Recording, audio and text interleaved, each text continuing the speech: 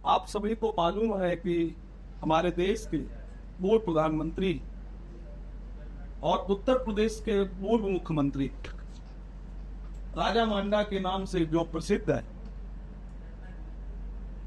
महाराजा छत्रपति साहू जी महाराज की लीगेसी को लेते हुए अपने प्रधानमंत्री के पद का निर्वहन करते हुए सामाजिक न्याय मंडल कमीशन को लागू करने में सूत्रधार का जो है रोल निभाते हुए आज आदरणीय विश्वनाथ प्रताप सिंह, जिन्हें हम प्यार से बीपी सिंह कहते हैं, आज उनका जन्मदिन है। और इसकी जो है आज के जन्मदिन पर आज करंट एजेंडा पत्रिका के ऑफिस लखनऊ पे आज आप सभी लोग आए हैं। मैं आप सभी लोगों का खैर मकदम इस्तकबाल करता हूं। साथियों, मैं ये भी बताना चाहूँ कि हम लोगों के बीच में लखनऊ के बहुत ही प्रतिष्ठित, जिम्मेदार, सोशल एक्टिविस्ट, पॉलिटिकल एक्टिविस्ट और जो राजकीय कर्मचारी अधिकारी है, वो भी राजा मांडा की जयंती को मनाने के लिए यहाँ पे बैठे। एक मिनट का, चूंकि मैं खुद स्टूडेंट रहा हूँ, मैं थोड़ा पर्सनल एक्सपीरियंस भी इसमें बताऊंगा। मेरा जन्म स्थान बुंदेलखंड का बहुत पिछड़ा बैकवर्ड इलाका पांगा सिमेर। हम लोग जब खेबे करने पहुंचे जवाहरलाल नेहरू विश्वविद्यालय 2007, तब वो लेफ्ट का गढ़ होता था और लेफ्ट के गढ़ में सारे आइकॉन्स होते थे। चारू, मजूमदार, कानून संन्यास, जंगल संथाल, मार्क्स लेनिन और ये सब एंगल्स तो ही रहते ही रहे। 2009 के आसपास हम लोगों की एक मुहिम शुरू हुई और उस मुहिम के पीछे वजह ये थी कि जब हॉस्टल की लिस्ट आई वहां पे, तो उसमें से ओबीसी का लिस्ट ही नहीं था वहां पे, एससी, एसटी और जनरल। और उसी समय मंडल 2 भी उसी समय आया था। मंडल 2 इम्प्लीमेंट हुआ था अर्जुन सिंह के बाद, जब कपिल सिब्बल के समय पे प्रॉपर इम्प्लीमेंटेशन 2010 और 11 के पास आसपास जो है हर एजुकेशन हुआ।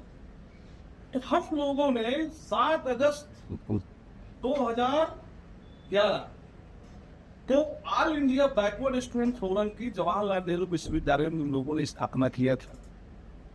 और उसके बाद जो नायक रहे, बीपी सिंह, मोहम्मद राम सिंह परमर, ललाई यादव, जगदेव बाबू, चंद्रिका प्रकाश जिज्ञासु, इस तरीके से हम लोगों ने उनके बारे में वहां पे जो है बताना शुरू किया और उनके बारे में जन्म जयंती और प्रोग्राम करना शुरू।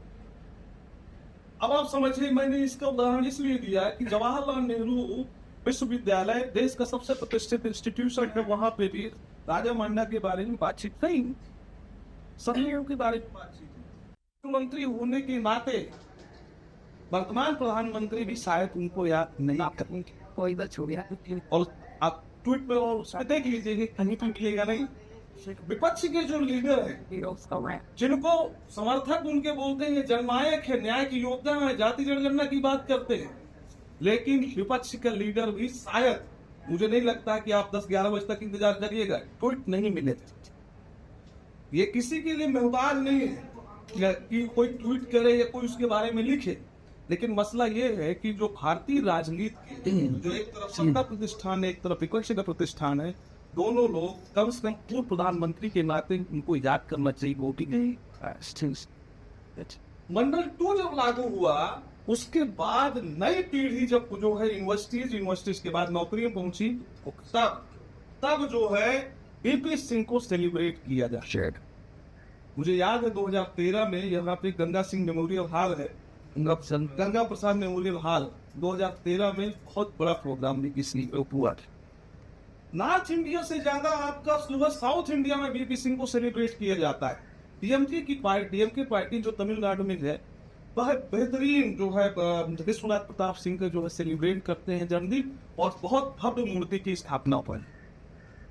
तो बात यह है कि आरक्षण मिला, आरक्षण में तो सारी संस्कृतियां नहीं लागू हुई, लेकिन उस संस्कृतियों के बलबूते जो गरीब तबके से है, बैकवर्ड तबके से, वो लोग नौकरियों में आए।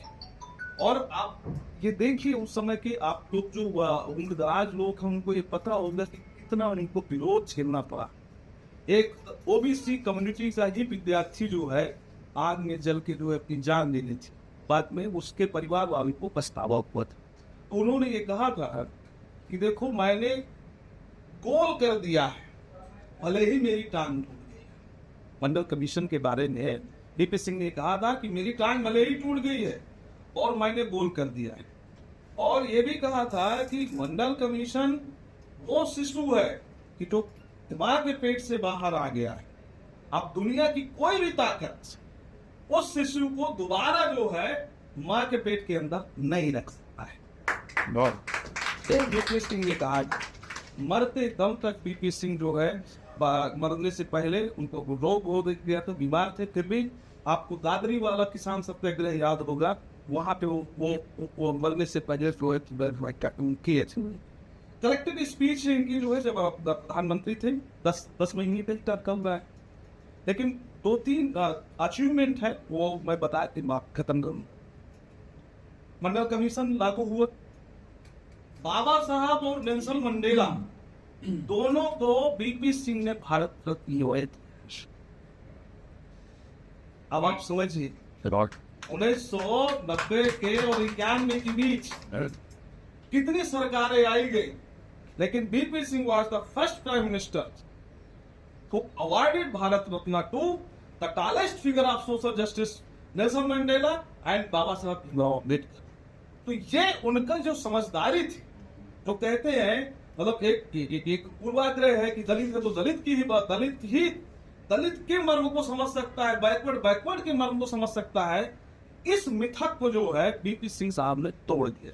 तो जो महात्मा बुद्ध के समय से जो लेगेसी चली आई, उसके बाद साहू जी महाराज हो, चाहे जो है महात्मा फूले हो, या आजाद भारत में रामस्वरूप वर्मा, पेरियार लहरी यादव, जगदेव बाबू, बीपी सिंह, और उसके बाद अभी एक और नायक है, चूंकि बीपी सिंह की बात हो रही है और ओबीसी आरक्षण की बात है, सामाजिक न्याय की बात है, तो हम अर्जुन सिंह को भी आज याद करेंगे।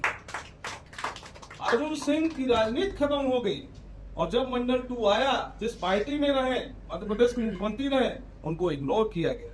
तो ऐसे लोग जो न्यायप्रिय होते हैं उनको किसी कास्ट और धर्म के लिए इसी में आप बांध नहीं सकते हो। तो ये यही बात मुझे रखनी थी। मुझे ये लगता है कि ये हम लोगों की एक मुहिम थी जिसपे हम लोग 20 से 25 लोग जुटे। आने वाले दिनों में मुझे लगता है कि उत्तर प्रदेश और पूरे देश में राजा मांडा की बात होगी। कल साहू जी महाराज जी का भी जन्मदिन है। आप देखिए कि दोनों एक दूसरे से कैसे कनेक्टेड है। कल साहू जी महाराज जी को भी याद किया जाएगा।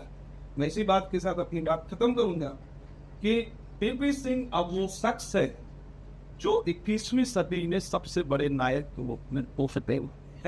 ये मेरा ऐसा मानना है, क्योंकि 50% आबादी के लिए जिसने उद्धार किया, जिसने काम किया है, उसको हो सकता है कि पॉलिटिशियन सो कॉल्ड जो है लिबरल इंटेलेक्चुअल क्लास उसको दबा दे, लेकिन जो लोग उनके द्वारा आए हुए हैं वो इतना कृतज्ञ नहीं हो सकते हैं। और आज की मीटिंग में जो लोग बैठे हैं, मैं दावे के साथ कहता हूँ कि ये मीटिंग आने वाले दिनों में और उनको याद करने वाले 1000 लोगों से ज्यादा हो जाएंगे। साथियों, इसी के साथ मैं अपनी बात खत्म करूंगा। बीपी सिंह जिंदाबाद, बीपी सिंह अमर रहे।